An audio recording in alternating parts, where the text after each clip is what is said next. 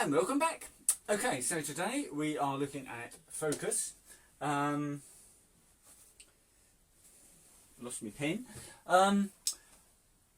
So we've looked at what makes a better photo, because our objective is to create better photos.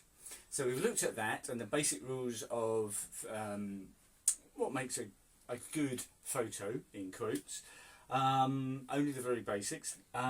We then looked the last video, at exposure, and today we're looking at focus. And the reason we're looking at these two things, because these two things are 90% of what goes into making a better photo, a good photo.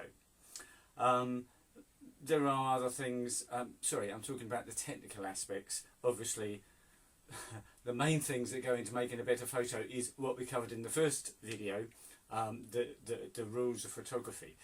But in order to do the things that we talked about in that video, you need to understand exposure and focus, which is why we're doing this. And to my next video, we will look at cameras and how to do what we've talked about here, how to actually achieve that on your camera, which will allow you to be more creative and to put into effect some of the things we talked about in the basic rules of what is a better photo. Okay, focus. I'm going to talk about DSLRs and mirrorless, and I think in the first video we looked at both types of camera, and let me just do it again.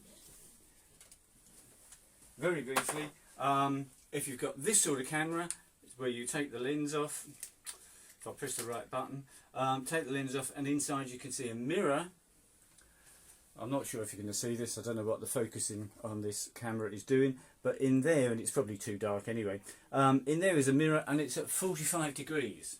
Okay, it's not vertical, 45 degrees.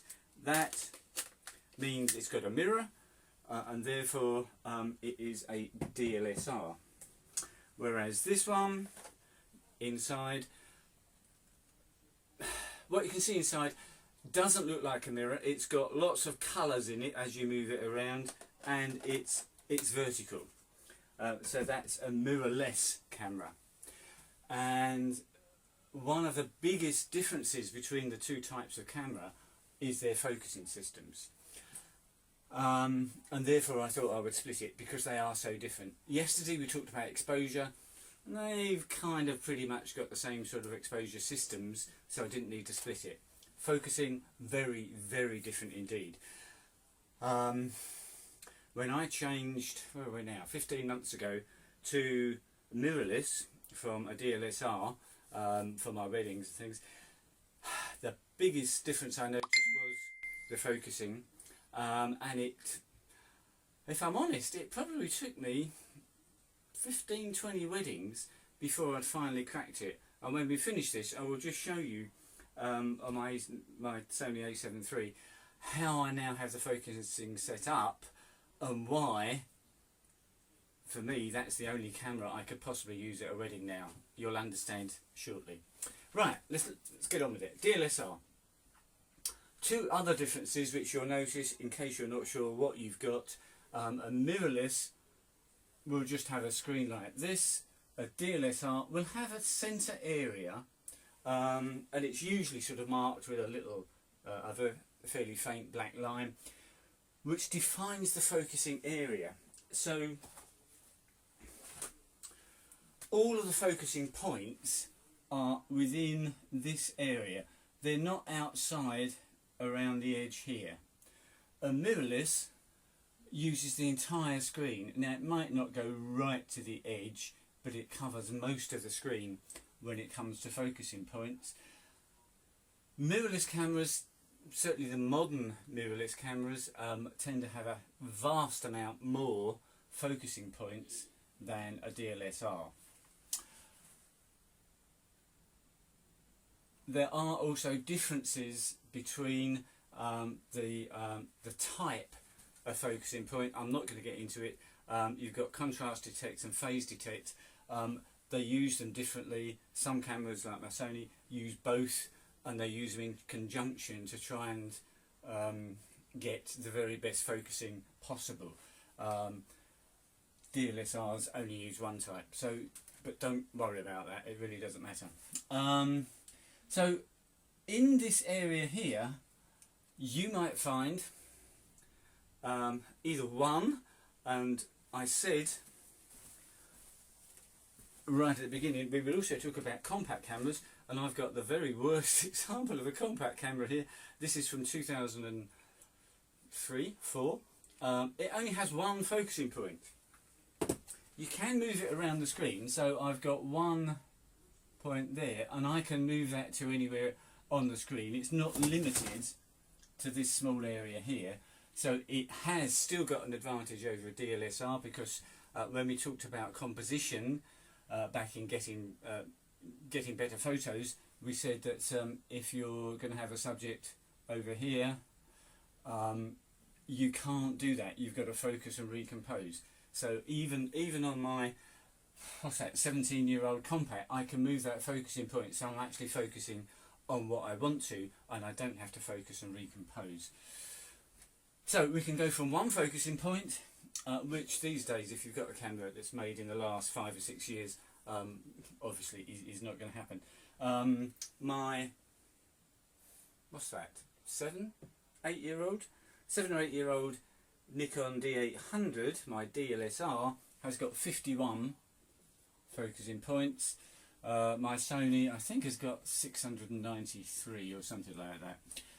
So these 51 points are concentrated in this area here. Bear in mind that the centre focusing point, the one that's in the middle, is going to be, for very many technical reasons which we won't get into, is the best focusing point. That doesn't mean you can't use the rest. I don't know the numbers, but probably the one in the middle is 2-3% better than the rest, so there's no big difference, but there is a slight difference between how well they're able to focus, and that will probably only affect your focusing if you were focusing very bad light, something like that. The centre focus point might get focus, whereas some of these on the outside might not. It's really touch and go. Don't worry too much about that. Now you're able to choose the area that you're using to focus, and also the mode. And this is not applying to mirrorless and DLSR. These both apply to both types of camera. Both cameras have got area, both cameras have got mode. So we can set, when we get to talking about the cameras, we can set the area that the focusing mode system is using to either auto, single, or some sort of group of focusing points. Auto is where we use, in the case of my D800, all 51 focusing points will be turned on. And when you point the camera at a scene, the camera will decide which one of those focusing points it's going to use to focus. And predominantly it will focus on the nearest thing to the camera. I'm not sure if you can see this, I think you can, it's my flash dish. If I pointed it at this scene down here, it would focus on the closest part of this dish to the camera. It can work, for instance, if you've got your son or daughter out in the garden and they're 4 foot from the camera and you're out in the garden, then it's going to focus on them. So in some cases, auto area is okay. On some cameras, you might have, my Nikon has, face detect. So it will prioritise faces if it finds them in the screen. We're not talking about, I'll come on to it in a second, face detect on mirrorless cameras. That's a whole different ball game. But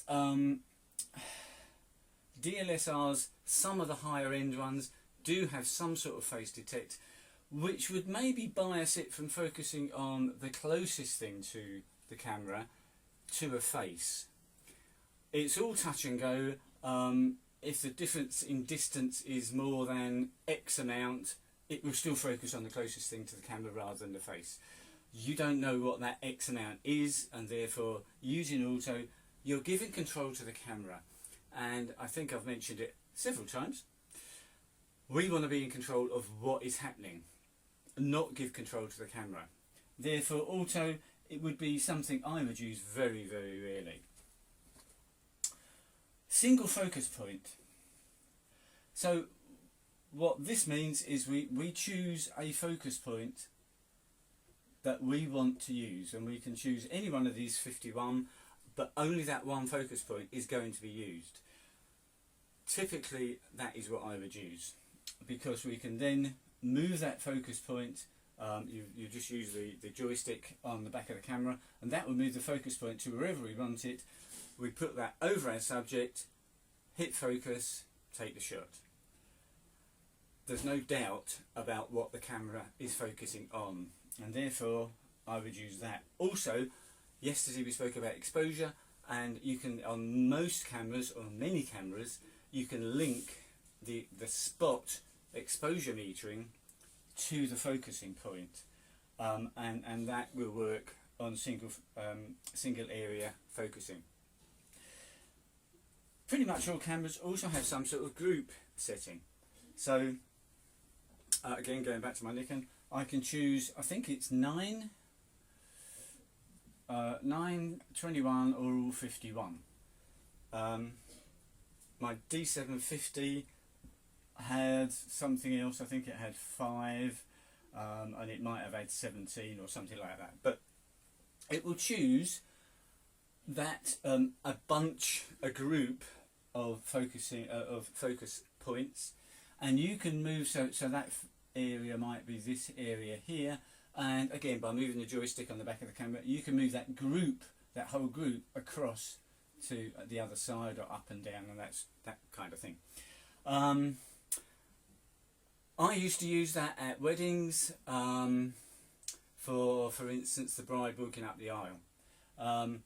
You try and track, so using say you had 9 focusing points turned on, that would have a centre point with points around the outside.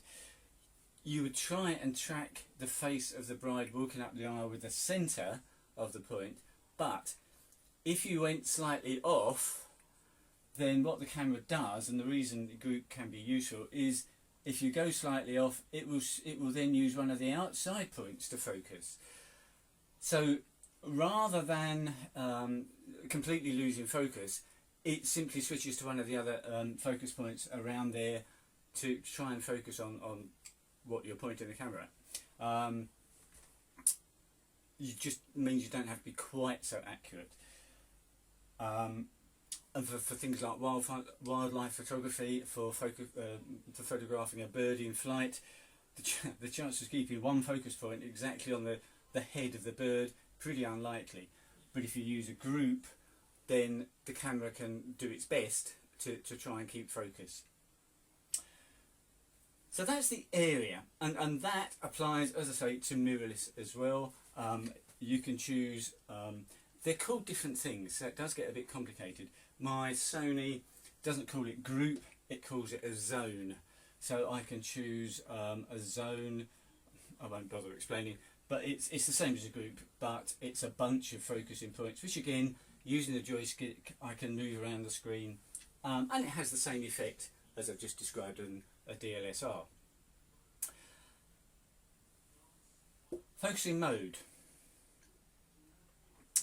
We can have the camera focus continually.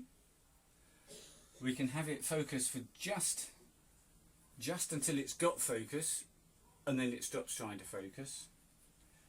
We can let it do auto, which is where it will decide whether it's going to do it in continuous or single, and I think you can probably predict now that I'm going to say don't use auto because you're giving control to the camera, or manual.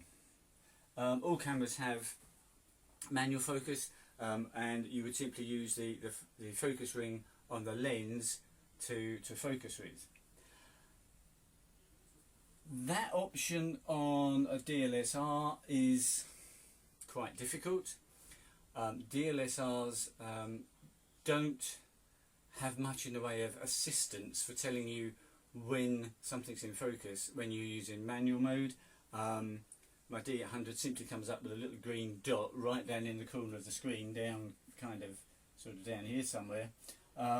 So trying to focus and looking up here and being aware that you've now got a green dot when you're just trying to move a focusing ring half a millimetre, it's not easy.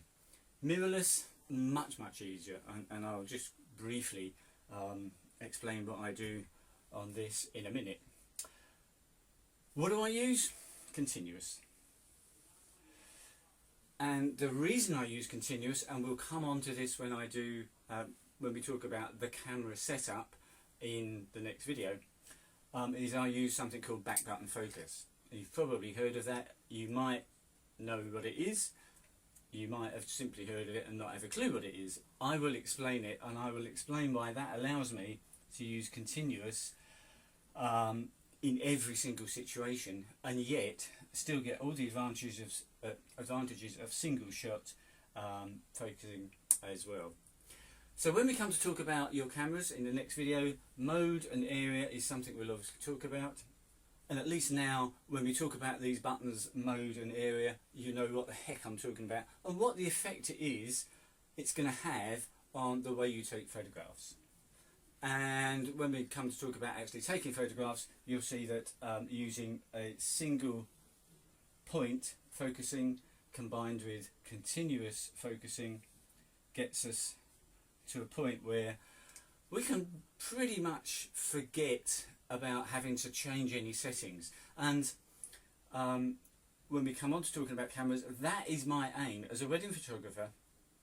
My aim when I go to a wedding is to have a point and shoot camera. I need something where I don't need to worry about changing this setting, doing this, doing that. I want to concentrate on the photographs that I'm going to get, which means, as I say, having basically a point and shoot camera, which you might think, okay, well why not set everything to auto?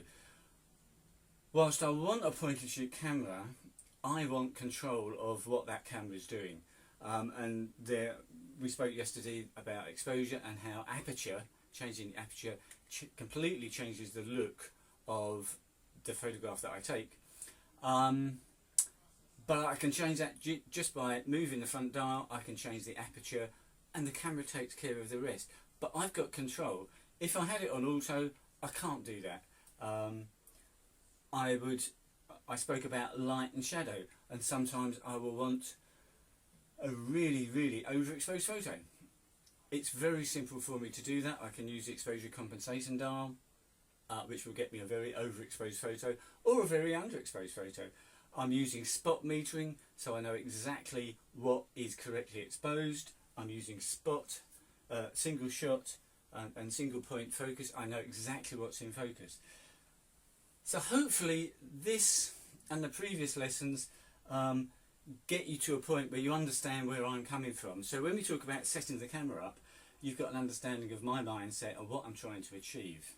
I probably haven't mentioned, possibly have, but I can't remember, the reason that exposure and focus are so important is not only because they contribute 90% to the finished photograph, but certainly when it comes to focus, if you don't get focus right, bin that photo. There is absolutely nothing on the planet, no software, nothing you can do to get that photo in focus if you take it out of focus. Exposure, different. We can play in Lightroom, and we'll do that in future videos.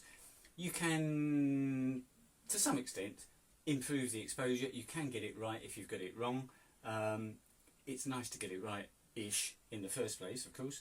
But focus you can't fix, which is why it is so critical to understand this and how to apply this to your camera.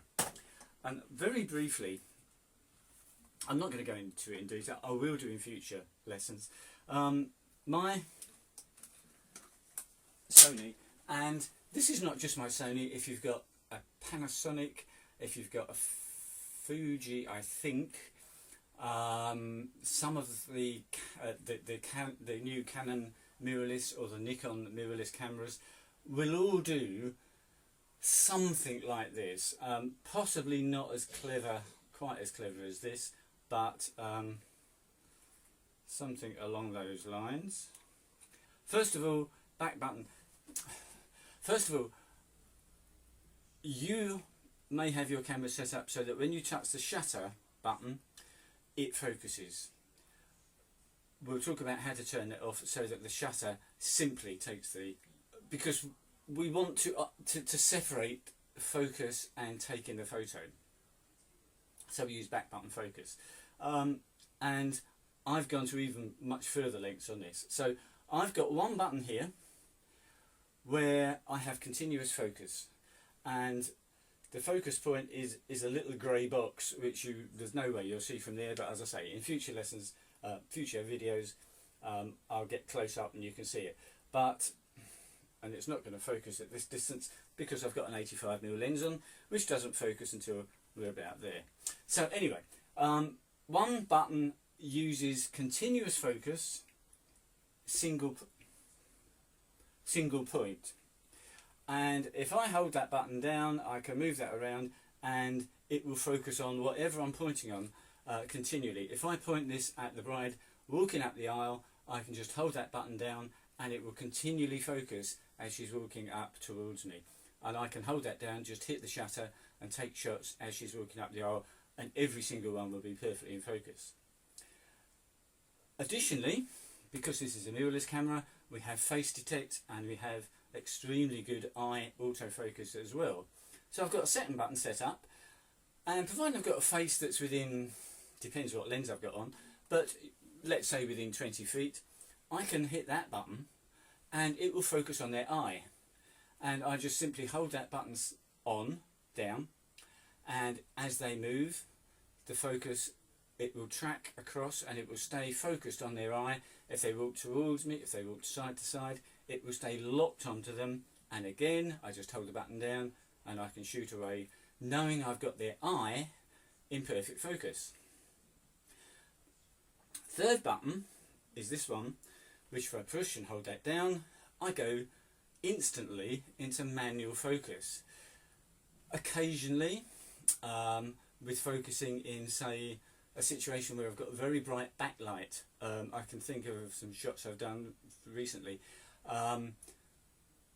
of speeches at a wedding, and behind the top table was set up in front of a window, so I'm shooting into a window. It was a beautiful bright spring sunny day, incredibly bright, and I'm trying to focus on the groom doing his speech and the best man and that kind of thing.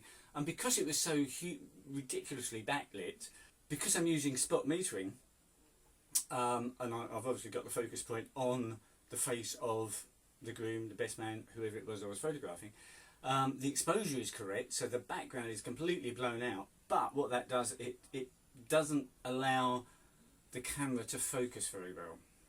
So I just press down the manual focus button, twist the focus ring, and not only can I do manual focus, but when I move the focus ring on this camera, it actually zooms in to about 8 times magnification, so I can see in fantastic detail in the viewfinder and on the screen what I'm actually focused on. And I've even got focus peaking, which puts a red sort of fringe around what's in focus, and I can get perfect focus instantly. If I'm having trouble focusing, I just press that button, use the focus ring, and I'm done. And it's as quick as that. I haven't got to fiddle around changing any modes or anything like that. I will explain all that when we come onto the cameras in the next video. Your camera might not do it, but if it does, there's going to be a lot of you out there with fairly new cameras, and you might have these facilities on your camera. As I said right at the first video, when we come onto cameras, I'm not going to talk about things in too much detail, because unless you've got this particular camera, it's not going to help you. So once you've got the idea of what I'm doing, you may have to go onto YouTube, do some research to find out, can you do it on your camera, how do you do it on your camera. But the point of doing this is that you know it exists, you know the tools that are available, and hopefully that will help improve your photography, which is the object of doing these videos. Okay guys, I hope that was useful. I will be back in a couple of days time when we will actually look at cameras and how to set them up, what buttons do, and how you can set your camera up so that it's a point and shoot that you have full control of. It's Saturday, so have a good weekend. If it's not Saturday when you're watching this, have a good day anyway. Cheers for now.